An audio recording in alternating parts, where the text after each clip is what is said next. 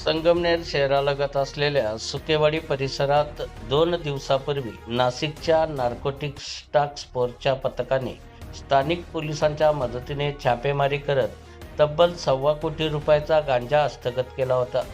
Task फोर्सच्या कारवाईमध्ये मोठ्या प्रमाणात गांजा पकडण्यात आल्याने स्थानिक पोलिसांचे अपयश समोर आले होते। शहरालगत ही कारवाई करण्यात आली असून याबाबत तब्बल 1.25 कोटी रुपये किमतीचा 454 किलो गांजाचा साठा जप्त करण्यात आला। कारवाई दरम्यान मुख्य आरोपी असलेला तुषार पडवळ उर्फ दमल्या हा फरार झाला होता, तर त्याच्या वडिलांना पथकाने घटनास्थळी ताब्यात घेत अटक केली होती। दरम्यान फरार झालेल्या आरोपी तुषार पडवळ याच्या मागावर पोलीस पथके पाठवण्यात आली होती। शनिवारी सकाळी संगमनेर शहर पोलीस स्टेशन आणि अँटी नार्कोटिक्स टास्क फोर्स यांच्या पथकाला आरोपी तुषार पडवळ उर्फ दमल्या याला पकडण्यात यश आले आहे।